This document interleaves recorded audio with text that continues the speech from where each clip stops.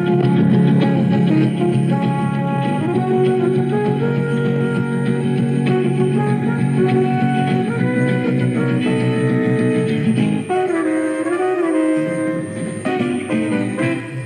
you know as much about the law as you should? You can discover the answer by joining us for The Law Game, an entertainment in which 3 celebrities will try to judge the results of law cases and bet on their decisions. And here's the only man that can't lose because he knows the answers beforehand. Your chairman, Shaw Taylor.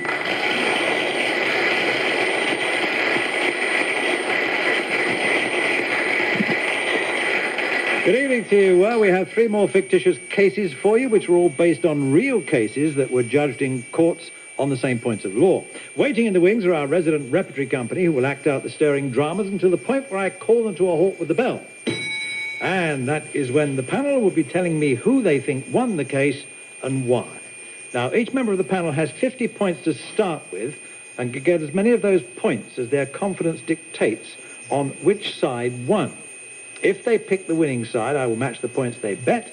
They'll earn themselves odds of 2 to 1 if they come up with the right legal reasons. Real court cases can take days, weeks, or even months, so you'll notice we're speeding up the procedure a bit to get in 3 in half an hour. Right, you know the game. Let's meet the players. Tonight's panel are Janet Street Porter, Nigel Dempster, and Wendy Richards.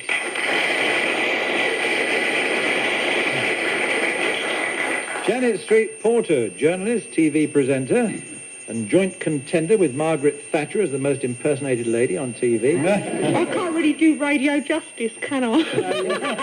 What about brushes with the law, Janet? Ever had a brush with the law? Someone rang me up at 3 o'clock in the morning and said, this is the Metropolitan Water Board. There's a burst water main in your street. Water's being cut off in 5 minutes. Draw all the water you require for the next 48 hours. And rang off. And it sounded so authoritarian that I believed it, and I woke up my husband, I rushed around the whole house, I filled every sink, every pan, kettle, everything, went back to bed. Just as I dropped off, the phone rang again, and the voice said, Metropolitan Water Board, have you drawn all the water you require? I said, oh yes, and he said, ever been had? I ran out Limehouse police station, and I said to the police, I want to make a complaint. I'm so naive about things like this, and I told the whole story to the copper on duty, and he said, it's the funniest thing I've ever heard. That was it. Nigel Dempster, as a gossip columnist, I think you probably know more about me than I do about you, so we'll skip over that side of it. Have any of your revelations ever created problems as far as the law is concerned? Well, I seem to spend about 3 weeks of every year in the High Courts of Justice. In fact, I think they're the High Courts of Injustice because I always lose the libel cases. But one way and the other.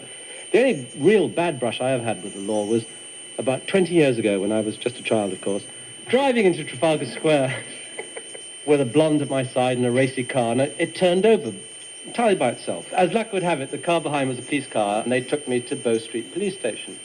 And I realized that things looked very bad for me, maybe because I had a crate of champagne in the boot.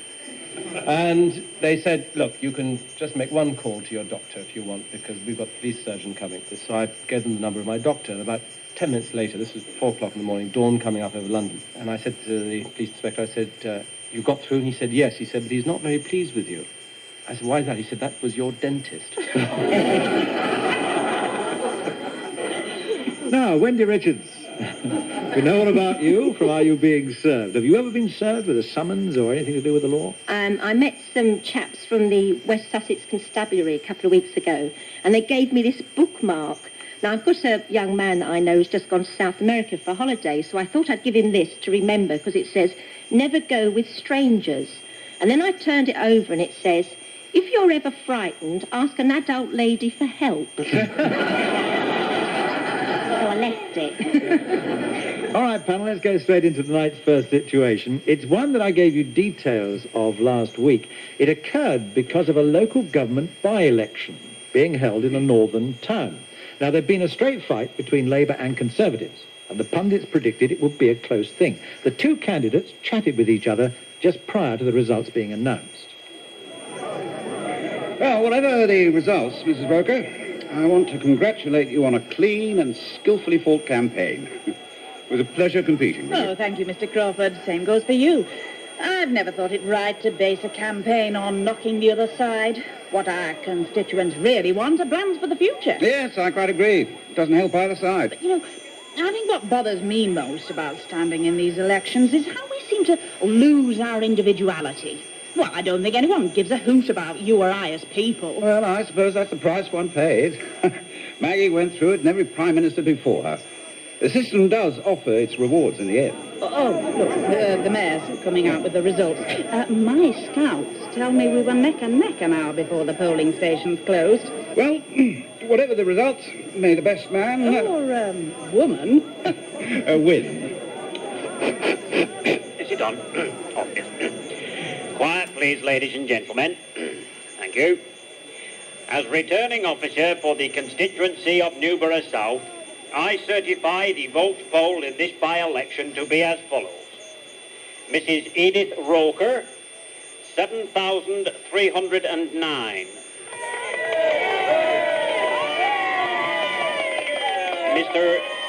Thank you. Mr. Simon Crawford, 7,308. I therefore declare Mrs. Roker to be duly elected. Congratulations. Oh, thank you. Never mind, Mr. Crawford. There'll be other elections coming up. You certainly didn't disgrace yourself. Took 3 recounts to be sure of the figures. Well, I suppose that is some sort of consolation. Why, if it hadn't been for that spoiled voting slip, you'd have been dead even. Spoiled? What do you mean, spoiled? Whoever it was that made it out wrote your name and party on the slip instead of just putting a simple cross in the appropriate box. It had to be disqualified under the rules. I had no choice. What, you mean you knew the vote was definitely for me, yet you didn't count it? That's right. I have to run a fair election. I mean, it could have gone the other way, too. If one of Mrs. Roker's voters had handwritten anything but a cross, that would have been invalid, too. Yes, but we're not talking about any odd vote here. We're talking about the one vote that would have made all the difference. Don't blame me, Mr. Crawford. Blame whoever spoiled that slip. There were clear notices in all the polling booths showing exactly what they had to do. Cross is all I'm allowed to accept. That's the election rules. Someone without enough brains to understand the notices has cost you this election. Well, I wouldn't bank on that. There's nothing to stop me taking legal action to try to scrap this ballot and get a fresh election. Oh, it's your prerogative to try, Mr. Crawford, but I can't see you getting it. And everyone's going to think you're just a sore loser. Well, I'm not bothered by what they may think. But unless I contest your decision in court, I will have to consider myself just a victim of total incompetence and gross mismanagement. Oh.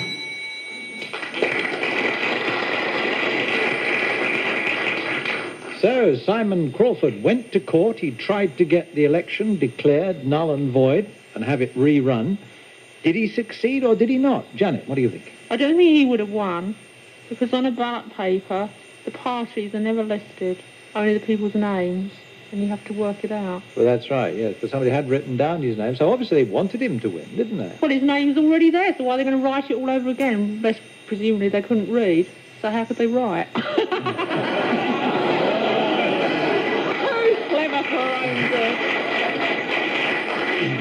Have I blown it? Have I been too smart too soon? All right. So you fight against it. Nigel Dempster, what about you? Well, of course, I know nothing about the voting process in this country because, as everyone knows, lunatics, peers and gossip columnists aren't allowed to vote. I think that he could get away with it. I think that the law does provide for idiots like myself to be able to write down the name, whether it's Mickey Mouse or whatever. And I think that he would have been able to go to law, and I think he might easily have triumphed. What point in law do you think the judge would have found in his favour? I think clear indication that the man intended to vote. We've got Janet saying no, he didn't win. We've got Nigel saying yes, he did win. Wendy Richards, what do you say? Well, I didn't understand a word of it, to be quite honest. But I think she did it. Is that what we're trying to find out? Who done it?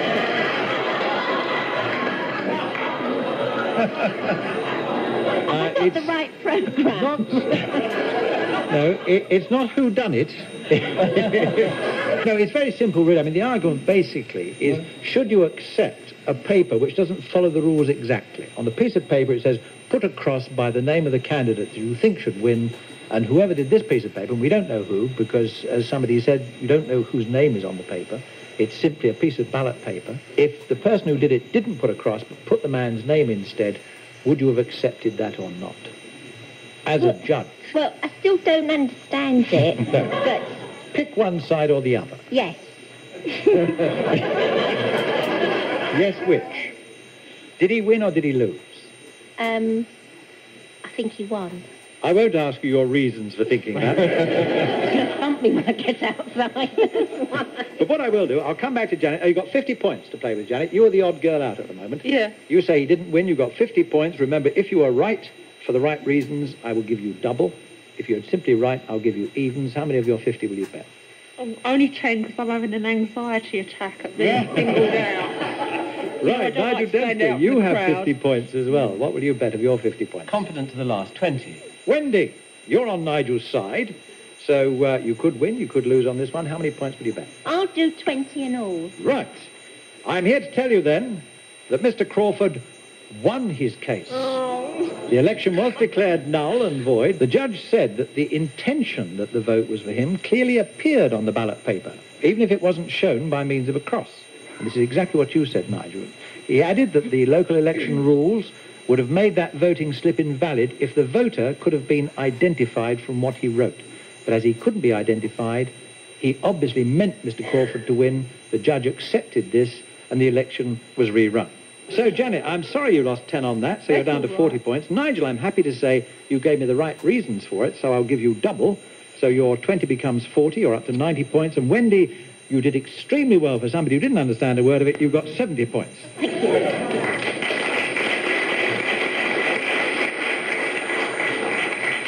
Now, our second case takes us into court, where a doctor is facing an application for an injunction against him by his 3 former partners in a Harley Street clinic. To find out why, let's eavesdrop as the counsel for the 3 other doctors is questioning the man concerned. Dr. Dorning, you first requested to become the 4th partner in 1974. Why did you want to join this particular clinic?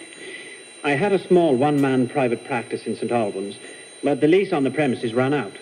I spent several weeks looking for a suitable new place. Then, by chance, I met Dr. Sanford, one of the partners, and he told me they had room for another doctor at the clinic. Did he suggest you become a partner, or did that come from you? It came from me. I thought it would be more convenient and economical for all of us. But they had a thriving private clinic. Why would they want to share it with you? Firstly, because I am regarded as an expert dietitian, so it increased the range of services they'd be able to offer. And also because I brought my own entire list of patients into the business. So it was your suggestion, and certainly with your agreement, that your patients became their patients. Our patients. Yes, of all 4 doctors in the partnership. Now, let me ask you, Dr. Dorning, were you fully aware of the contents of the agreement you signed when you were made a 4th partner? Of course. I'm a careful man. I never sign anything I don't fully understand. So you must know that you were under an obligation to relinquish all patients of the partnership if you ever decided to leave the clinic. I'm sorry, I can't agree with your interpretation of the agreement. As I saw it, my obligation was not to poach any of their patients, and I didn't. But you took 2 with you. No, they chose to come and join me. That, as I see it, is not poaching, especially as they were my own original patients in the first place. Ones that you introduced into the clinic as part of the deal to secure your partnership. I have no further questions, sir. I have some questions for Dr. Dorning, my lord. Dr. Dorning, when you were made a partner, how many patients did you bring with you? 23, 14 of which were still patients when I left. 14. You brought in 14, and only 2 left with you. So they no longer have to share their profits with you, and they have retained 12 of the patients you gave them. That's right. But because of the circumstances in which I left, they are being rather vindictive and insisting on keeping the lot. Will you tell the court what those circumstances were? I got the sudden offer to head a new diet clinic in the area. I had to decide quickly, so I gave my former partners the month's notice our agreement required. But I'm afraid it still made them rather angry. Well, perhaps that's understandable. But as you say, you gave notice in accordance with the partnership agreement. Yes. The agreement detailed the financial share out of the profits and expenses. It clearly prohibited the poaching of patients on leaving and was quite specific about the 1 month's notice. One final question, Dr. Dorning. Did you put any undue pressure on the 2 people who left to become your personal patients once again? None at all. They wanted to remain with me because over the years we had formed a friendship, and they thought me the best man to understand and treat their own special problems.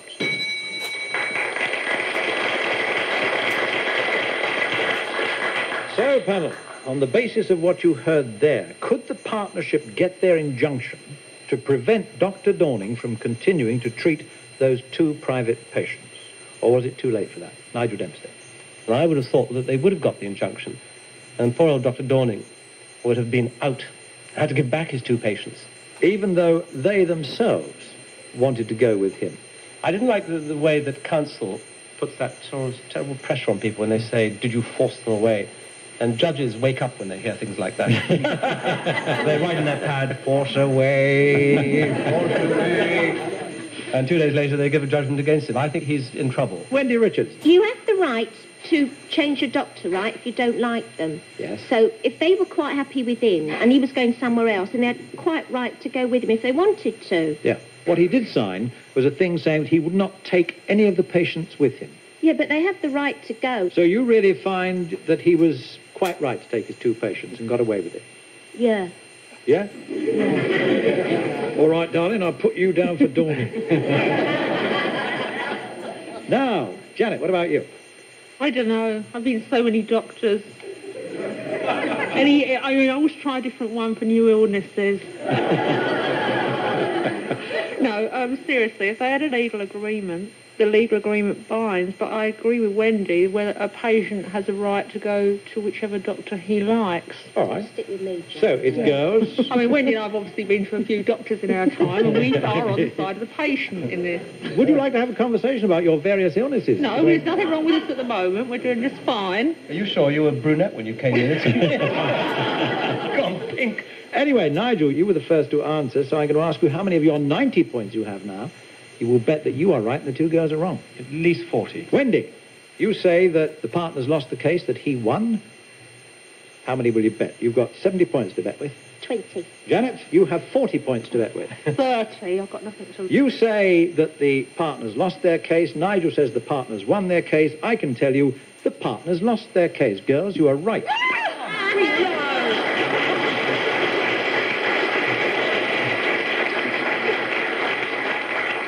I think I demand a recount here. No, sometimes it pays to be intuitive about these things. It does, doesn't it? The judge said that because of the special relationship which exists between a doctor and his patient, that part of the agreement which would have prevented those two patients being treated by Dr. Dorning was contrary to public policy and thereby void. Public policy applies in this case to professions that cannot be forced to divulge information about their clients.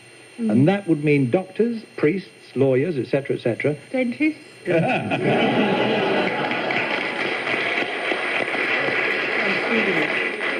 So, girls, I'm happy to tell you now that Wendy Richards is in the lead with 90 points, Janet is second with 70, and poor old Nigel sank to third place with 50 points. Right, final case coming up arose after Clive Eastleigh, a manufacturer of sports trophies, had an old friend and his wife over for a drink.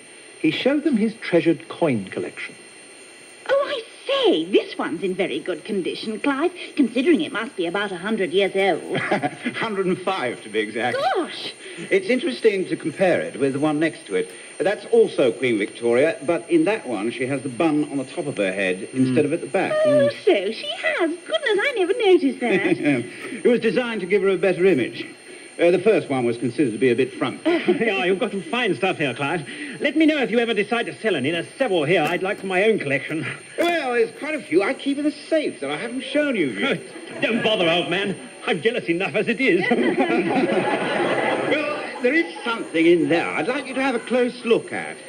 It'll be a sort of test for you. I'll just unlock it and get them out. Oh. Now, turn your backs while I turn the combination. Oh, silly. Right, here we are. 6 coins I'd rather like you to take a look at. Now, I'm going to lay them out on the table. Well, what's so special about them? 3 of them I made myself. Come on, Tim. Tell, which of these 6 sovereigns are the genuine ones? Let me see now. I would say they're the first, the third, and the fifth. 2, 4, and 6 are the fakes, what? What do you think, Jennifer? Oh, I'll go along with Tim. He's the expert. But, actually, they all look the same to me. Oh, Tim's right, of course. Oh, Timmy. You have to admit they are fairly good replicas. Too good. You haven't been passing them off to the public as the real thing, have you? Oh, good heavens, no. That's why I keep them locked up in a safe, so they won't get into circulation. I made them last month when I was striking those medals for the Inter-County Athletics Championship. There were some materials left over, so I tried my hand at making these. Isn't that illegal? Oh, no, not if I keep them for my own private use. Oh, I suppose I could sell them if I wanted to, provided I sold them as replicas, not the real thing. Otherwise, I really would be in trouble. Didn't I read somewhere that there's a new act on the statute book about counterfeiting current coins and banknotes? Yes, but I'm sure that only covers current currency. Its sovereigns are no longer used as current currency. Even though some were issued only about 5 years ago for the Silver Jubilee? Souvenirs, Tim. I mean, it's not the sort of thing you hand to a cashier at your local supermarket.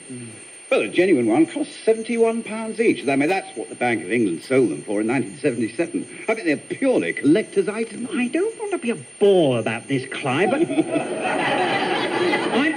I'm sure I remember a case where a man got fined for using just a picture of a £5 note in an advertisement. It was one of those save £5 by buying whatever it was adverts. They said that he should have got permission from the Bank of England to make a copy. Well, that's fair enough. A £5 note is, after all, current currency. And he was using the picture for monetary gain. Neither of those things apply to me and my sovereigns. Well, I do see Clive's point, Tim. I mean, it's the same as having a copy of a Rembrandt on your wall. And there can't be anything illegal in that. It would only become illegal if you tried to sell it or, use it for security or collateral, as though it really were real. Perhaps you're right. I don't know. All right. I'll tell you what I'll do, Tim. So, as you and Jennifer won't be charged as accessories to my crime, I'll give myself up. This is silly. Yes. I'll phone the police right now and tell them of this dastardly deed that I've done. No, Clive. Oh, really? Well, I hope. And I do hope the two of you will come and visit me in prison.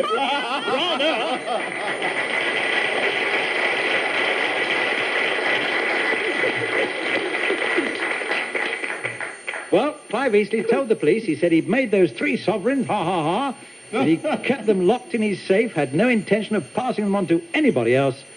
On that information, do you think he was running the risk of prosecution and conviction? Do you think so, Wendy? I think he was running the risk of being prosecuted for drinking his own homemade wine. That's what it sounds as though they've been at. Do you think he committed a crime in making those sovereigns? Unless he was actually... sovereigns aren't really legal tender anymore, I think not, are they? I don't think so. No, I don't think he would have been done. No, because he'd been very honest, hadn't he? He kept them in the safe. He told them he wasn't going to use them at all, and he declared that they were counterfeit anyway, so you think he'd get off? Yeah. Fair enough. What about you, Janet? Well, that kind of assumes you think Clive is a nice kind of guy who, once the sketch is finished, isn't going to rush down the road and try and flog them to an antique dealer. I don't think he would have got off. Once he's forged them, and that's all there is to it. Forged is forged is forged. I would have thought so.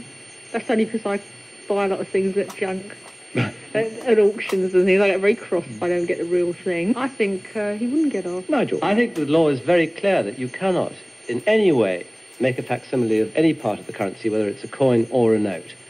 And he's certainly liable for prosecution for having made a sovereign. And also, it is legal tender. Of course, you can go anywhere and give a sovereign. You might not get the going market rate if you're in Petticoat Market, but if you go to Barclays Bank or Lloyds Bank or Midland Well, Bank... not my local. Straight down. I'm going to tie you down. You say, Janet, that he was convicted. You say he was convicted, Nigel. Several times over. Several times over. Wendy, you say he got off. You should put your money on first, Wendy. You've got 90 points. You're in the lead at the moment, but you're odd girl out. It's all or nothing this time. No, I'll still beat you anyway. Go on, put the lot on. 5. Oh! Just a minute, will I still win, though? You could still win, even if the other two are right. Janet, what have you put of your 70 on? 30. Right. And Nigel, you have 50 points to play with. What will you put on? They've never been to the races, these lasses. It's all 50. Let's see, then. You say he was prosecuted and convicted Wendy, you say he wasn't. Clive Eastleigh was prosecuted and convicted. Because it is an offence simply to make a counterfeit coin of a protected coin without lawful authority or excuse. Gold sovereigns are protected coins, even though they are not now in everyday use, and Clive could not convince the court that he had lawful authority or an excuse to make them. Now, the lawful authority and excuse are the two important things which you didn't say, so two of you win, and what I'm going to give you, first of all, Nigel, you get your 50, so you're up to 100. Janet, you get your 30, so you are up to 100. And Wendy, you are losing 5, you're down to 85, so it is a tie between Nigel Dempster and Janet Street Porter. Well done.